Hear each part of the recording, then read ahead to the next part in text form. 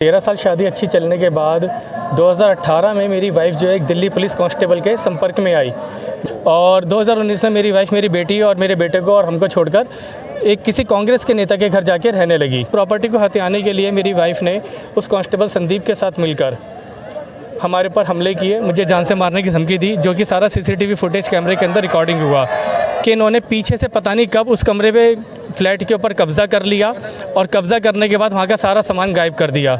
एक पॉस्को का केस 376 का लगा दिया गया है किसी एक ऐसी बच्ची का नाम से जिसे मैं कभी ना जीवन में मिला ना मैं जानता। बाद में जाके मुझे पता चलता है कि वो बच्ची कोई और नहीं, जिसका नाम बदल के मेरी वाइफ ने ही कंप्लेनेंट बन के वो केस मेरे ऊपर लगाया है पॉस्को का। मैं बहुत दुखी हुआ और मुझे जेल में डाल दिया गया। वो बच्ची मेरी ही बेटी थी। बेटा मेरे पास रहता है पिछले 6 साल से, बेटी उसके पास रहती है। मैंने कभी बेटी की शक्ल भी नहीं देखी। मैं इवन ये भी नहीं जानता कि वो बेटी आज के टाइम में कैसी दिखती होगी। उस बेटी के नाम से झूठी कंप्लेंट करके मेरे ऊपर जो मैंने इनके ऊपर केस कर रखे हैं उन केसों को वापस लेने के लिए काउंटर ब्लास्ट FIR मेरे ऊपर करा दी गई और मुझे जेल में।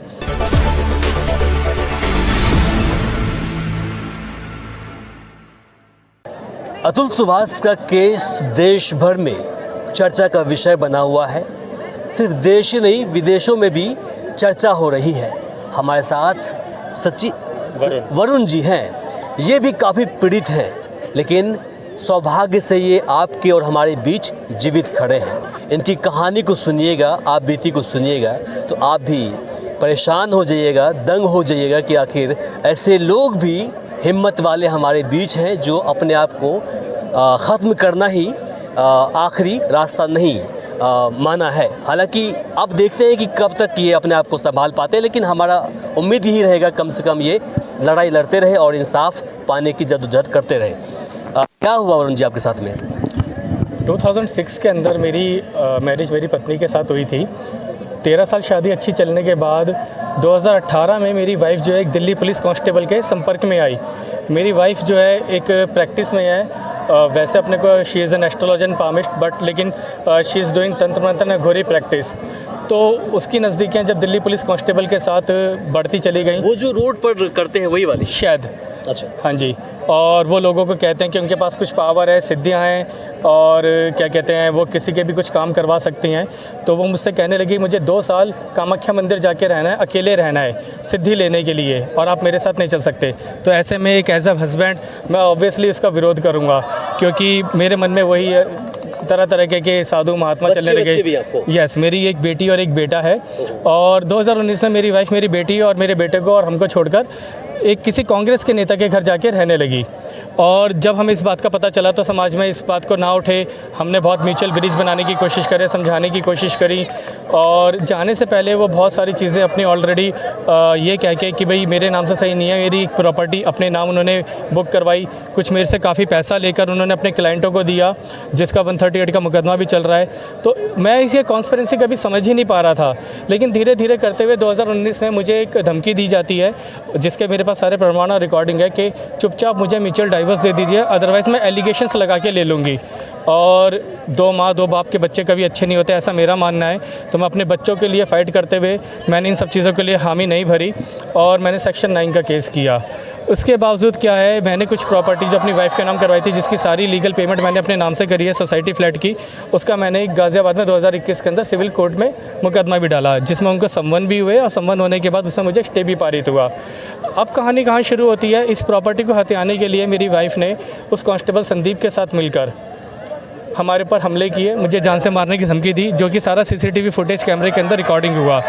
हम बड़े हैरान कि एक पुलिस अधिकारी इस तरीके से सेवा में कार्य में कर रहे होने के बाद भी किस तरीके से कैमरे को क्षतिग्रस्त करके, जहां मेरे मदर फादर जो कि बहुत सीनियर सिटीज़न है, छोटा बच्चा है, और उन सब के साथ हमला कर रहे हैं।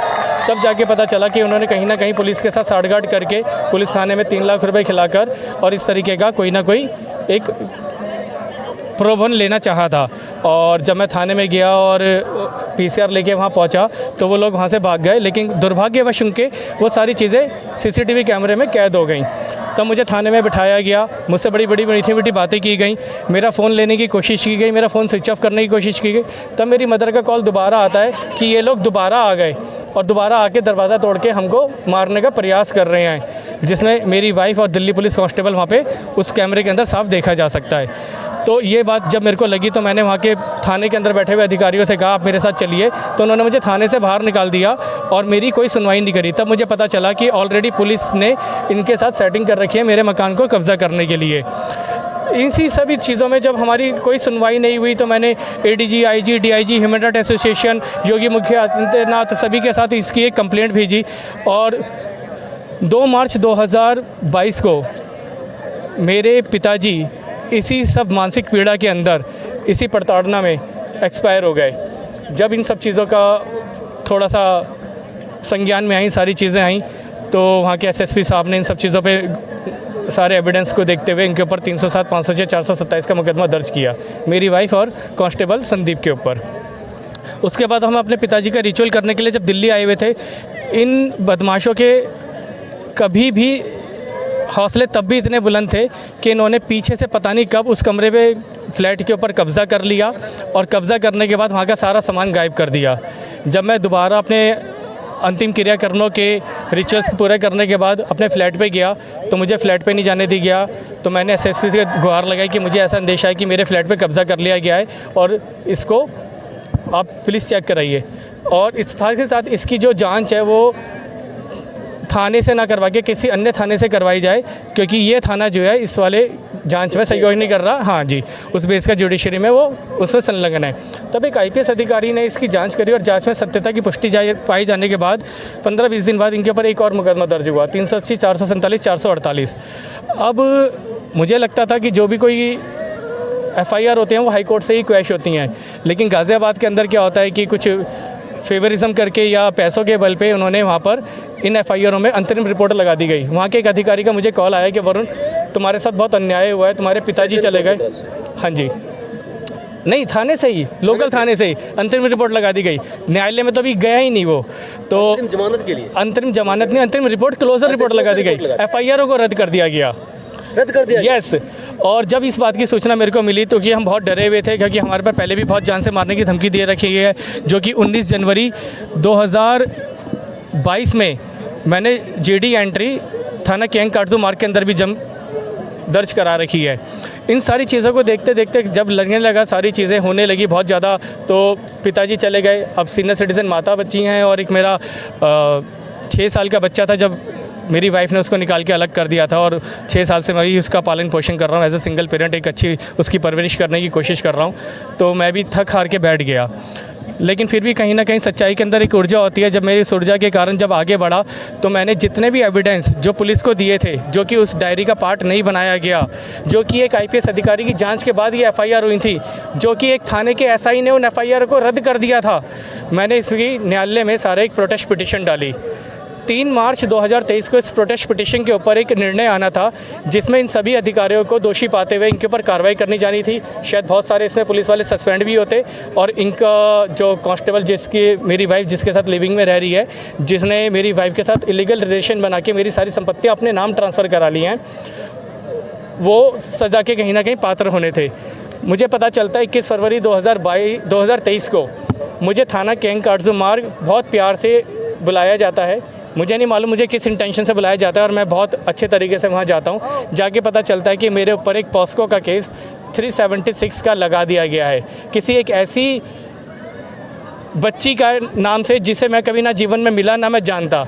बाद में जाके मुझे पता चलता है कि वो बच्ची कोई और नहीं, जिसका नाम बदल के मेरी वाइफ ने ही कंप्लेनेंट बन के वो केस मेरे ऊपर लगाया है पॉस्को का। कि तब मेरे जो एक भावनात्मक, जो अपने बच्चों की लड़ाई के लिए, उनकी कस्टडी के लिए, उनके एक अच्छे जीवन यापन के परवरिश के लिए लड़ रहा था, और मैं इस कारण कभी मूव ऑन नहीं कर पा रहा था, क्योंकि ऑलरेडी इन सब चीज़ों को चलते चलते 6 साल हो गए। तब मैं बहुत दुखी हुआ और मुझे जेल में डाल दिया गया। Been 177 days in the CJ4 POCSO act के अंदर, पॉक्सो एक्ट के अंदर। हाँ जी। तो 16 अगस्त 2023 को कौन थी वो बच्ची मेरी ही बेटी थी, और मेरी बेटी मेरे लिए बहुत फेवरेबल थी, मुझे बहुत चीज़ें बताती थी। लेकिन मैंने 4-5 साल से बेटी जो है मेरी वाइफ के साथ रहती है, और जो बेटा है, क्या हो रही बच्ची उस समय वो बच्ची की उम्र शायद 12 साल थी, आज 17 साल हो गई होगी, और मेरे बेटे की उम्र 6 साल थी, आज 12 साल हो गई है। तो बेटा मेरे पास रहता है पिछले 6 साल से, बेटी उसके पास रहती है। मैंने कभी बेटी की शक्ल भी नहीं देखी, मैं जीवन ये भी नहीं जानता कि वो बेटी आज के टाइम में कैसी दिखती होगी। उस बेटी के नाम से झूठी कंप्लेंट करके मेरे ऊपर, जो मैंने इनके ऊपर केस कर रखे हैं, उन केसों को वापस लेने के लिए काउंटर ब्लास्ट FIR मेरे ऊपर करा दी गई और मुझे जेल में, फिर जब जी मैं जेल चला गया। जेल जाने के बाद 16 अगस्त 2023 को, कितने समय के लिए जेल में रहे आप? 177 डेज़। उसके बाद मेरी बेल हाई कोर्ट से ग्रांट हुई। स्टेट वर्सेस वरुण आर्या के नाम से आप गूगल करेंगे तो इसमें एक लैंडमार्क जजमेंट आई है कि मैट्रिमोनियल डिस्प्यूट के अंदर जब भी कभी महिला इस तरीके के बच्चों का हवालाना लेकर, जिसमें ऑलरेडी बहुत सारे केस और लिटिगेशंस पेंडिंग चल रहे हैं, तो जजिस ने मेरे को बेल ग्रांट करी।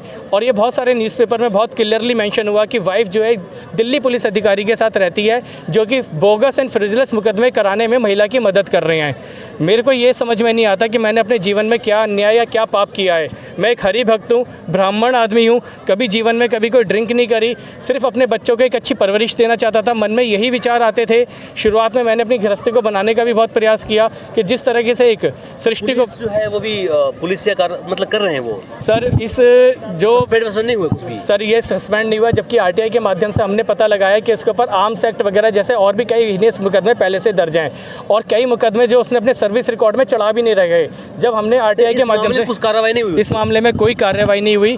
3 मुकदमे हीनियस क्राइम के उसके ऊपर दर्ज हैं, 2 डिपार्टमेंट इंक्वायरी चल रही है, लेकिन पुलिस में उच्च संबंधों के बल पर आज भी वो पुलिस विभाग के अंदर रहता है, हमें धमकाता रहता है। और मैं अपने इन केसेस को, कांस्टेबल है, अब हेड कांस्टेबल है, क्योंकि 2010 की आई थिंक ज्वाइनिंग है उसकी, हेड कांस्टेबल है। उसका नाम संदीप है जी, उसका संदीप नाम है, उसका बेल्ट नंबर है 7। छोड़िए उस चीज़ों को, लेकिन सवाल ये है कि जब आपके साथ इतने सालों से हो रहा है, 2019 से हो रहा है, हाँ जी, 6 साल से हो रहा है, 5 साल से हो रहा है, तो 5 साल के दौरान आपकी वाइफ भी फ्री घूम रही है, हाँ जी, मजे में घूम रही है, उसी के साथ रह रही है, वो भी उसी के साथ लिविंग में रह रही है सर, आज भी रह रही है, गाड़ियों में साथ घूमती है, दिखती है। मैंने आज तक भी उसको डाइवोर्स नहीं दिया है। और सबसे बड़ी बात, she has changed her name, वो अपना नाम बदल चुकी है फ्रॉम X to Y, और अपने हर जगह पे मैरिटल स्टेटस सुश्री मतलब अविवाहित लगाती है, अनमैरिड लगाती है, मिसिस की जगह मिस लगाती है। मेरे और संज्ञान में भी आया है कि इन्होंने और भी कई अन्य लोगों के ऊपर रेप जैसे, एक्सटॉर्शन जैसे हीनियस मुकदमे के लिए कंप्लेंट दी है, और by the way of extortion, by the bill of blackmailing बहुत पैसा लेके वो FIR में कन्वर्ट नहीं हुआ है। ऐसी सारी उन कंप्लेंट की कॉपी भी मेरे पास है। खाली उन्होंने मुझे ही फ्रेम नहीं किया, बहुत सारे लोगों को फ्रेम किया है। उनका कैरेक्टर छोड़ दीजिए। नहीं, she is habitual, they are habitual. एक क्रिमिनल कॉन्स्पिरेंसी के तहत एक पुलिस वाला एक महिला को as a women card victim play करके, और अगर कहीं ना कहीं लोगों को घूम रहा है, कर रहा है, कहीं ना कहीं लोगों को लूट रहा है, तो ये समाज के लिए निंदनीय है। हाँ वो तो है, कानून तो कहता यही बात है, लेकिन आपके लाइफ से अभी तो निकली भी नहीं है वो, आपके साथ इतना कुछ खेल रही हैं सर। हमारे संविधान में हमारे जो महिलाएं, हमारी बहनें हैं, उनको एक विशेष अधिकार दिए गए हैं। इन्हीं विशेष अधिकारों का दुरुपयोग करके ये महिलाएं जो हैं इनोसेंट पीपल्स को फ्रेम करती हैं, और इन्हीं के कारण जो एक्चुअल विक्टिम महिलाएं हैं उनको न्याय नहीं मिल पाता, या न्याय प्रणाली हमारी बहुत स्लो हो गई है, जिसके कारण एक्यूज़ को विक्टिम बना दिया जाता है, विक्टिम को एक्यूज़ बना दिया जाता है, और इंसान सिर्फ इस मेंटल ट्रॉमा में परेशान होकर सिर्फ अपना कहीं ना कहीं जीवन यापन या तो खो देते हैं। शायद अगर मेरे पास मेरा बेटा नहीं होता तो शायद मैं भी आज अतुल सुभाष की तरह ही कहीं ना कहीं ऊपर अंतरिक्ष में ही होता। क्या बात कर रहे हैं सर? ये मेरी नहीं, ये हर किसी व्यक्ति की कहानी है। मुझे भी ऐसा लगा। अब आपकी क्या स्टेटस है? क्या सर अभी तो स्टेटस है कि अपने छोटे बच्चे का पालन पोषण बहुत अच्छे तरीके से कर रहा हूँ, उसकी चाइल्ड साइकोलॉजी उसके ऊपर किसी तरीके का, और उसके साथ उसकी स्टडीज़ में ध्यान बटाता हूँ, उसको मॉडलिंग क्लासेस लेके जाता हूँ, उसको कोडिंग क्लासेस लेके जाता हूँ, उसकी एकेडमिक्स में ध्यान देता हूँ, अपनी सीनियर सिटीज़न मदर की हेल्थ के ऊपर ध्यान देता हूँ, बचे कुछ समय में थोड़ा बहुत अपना काम करता हूँ। इन सब चीज़ों के बावजूद भी कहीं ना कहीं अंदर दर्द है कि हमारे संविधान में जो मेरे साथ हुआ वो कहीं किसी और के साथ ना हो, क्योंकि मुझे नहीं मालूम कि मेरे जीवन में क्या है। हमें धमकियां भी मिलती रहती हैं कि तुम्हें कहीं ना कहीं ख़त्म कर दिया जाएंगे, और वो कब मरेगी, ये तो केस ख़त्म हो जाएंगे, सब चीज़ें हो जाएंगे। लेकिन इस तरीके की चीज़ों को अगर हमारा देश अगर हमारे ऊपर नहीं देख रखा, हम गाय भैंस बकरी नहीं है जो हमें इस तरीके से छोड़ दिया जाए। हम भी इस राष्ट्र की संपत्ति हैं, हम भी इस देश की संपत्ति हैं, इसलिए immediate step should be taken against this, otherwise life would be impossible on this kindly earth. जिस तरीके से हमारा देश कुछ सांप्रदायिक धर्मों में बढ़ गया है, आने वाले समय में कहीं ना कहीं महिला और पुरुष में भी बढ़ जाएगा अगर इसी तरीके से इन अधिकारों का दुरुपयोग होता चला गया तो। बाकी हम क्या बोल सकते हैं, सारी कहानी आपके सामने में है। आप खुद से जो कुछ आपको समझ आता है अपने हिसाब से बातें रखिए, और हो सके तो जो आपके आसपास जो पिछले 5 वर्षों मिनिस्टर के लोग अंदर- हैं, एमएलए हैं, एमपी हैं, तो उनको भी कन्विंस कीजिए कि ऐसा पिछले कुछ ना हो। 5 वर्षों के अंदर मैंने कभी अपनी बेटी को देखा भी नहीं, मुझे उसका नंबर भी नहीं मालूम, मिला भी नहीं। फैब्रिकेटेड चीज़ें देकर एक केस पुट कर दिया गया। और साथ ही साथ मैं बात करना चाहूँगा हमारे विभाग, पुलिस विभाग की। पुलिस विभाग इसमें सबसे बड़ा रोल अदा करता है। वो छोड़ दीजिए ना, वो तो सबके सामने में है। आप सर बोले- लेकिन एक्चुअली बोलना चाहता हूँ नहीं, क्योंकि ठीक मेरा है। जो लड़ाई है ना वो कहीं ना कहीं आपने वो जो बोल ऑलरेडी दिया। पुलिस वाला है हाँ, वो तो समझ गया, आपने जो बोल दिया ना, सुनिए ना, की लड़ाई जो है ना, हाँ, हाँ। स्टार्टिंग इनिशियल जो स्टार्ट होता है ना, वो सबको पुलिस से ही होता है। सुन दीजिए, पुलिस वाले का बोल दिया, पुलिस वाले बाकी अगर पुलिस अपना वाला ही रिपोर्ट सही कर देना, पुलिस वाले अगर अपना रिपोर्ट सही कर दे, फॉल्स केस है तो एफआईआर लगा दें, या अगर रिपोर्ट सही है तो उस पर उचित कार्रवाई कर लेना, तो ये केसेस आगे तक बढ़ेंगे नहीं। बिल्कुल पूरे देश को, मैं ये नहीं कह पूरा रहा। देश को पता है कि पुलिस क्या कर रही है, सबको पता है ना। मैं ये नहीं कह FIR रहा, दर्ज एक नहीं चीज़ और होती। कहना चाहता बोलिए, हूँ, बोलिए। पुलिस विभाग के अंदर सभी लोग बुरे हैं ऐसा भी नहीं है, और सभी लोग अच्छे हैं ऐसा भी नहीं है। समाज की गंदगी को दूर करने के लिए पुलिस विभाग को पहले अपने अंदर की गंदगी को दूर करना पड़ेगा। ऐसे पुलिस अधिकारी जिनके ऊपर कोई भी हीनियस क्राइम चल रहे हैं, जिनके CCTNS के अंदर मुकदमे दर्ज हैं, उनको तुरंत सस्पेंड किया जाए, उनको बर्खास्त किया जाए। एक जाएंगे 4 ईमानदार लाइन में खड़े हैं, लेकिन कहीं ना कहीं ये अपने उच्च संबंधों का प्रयोग करके किसी लालच से वशीभूत होकर और कहीं ना कहीं क्रिमिनल कॉन्स्पिरेसी में लोगों को करके ये समाज को दूषित कर रहे हैं। इसलिए मेरी आप सभी से यही प्रार्थना है, सीनियर सभी IPS अधिकारियों से प्रार्थना है कि वो इस चीज़ पे संज्ञान ले।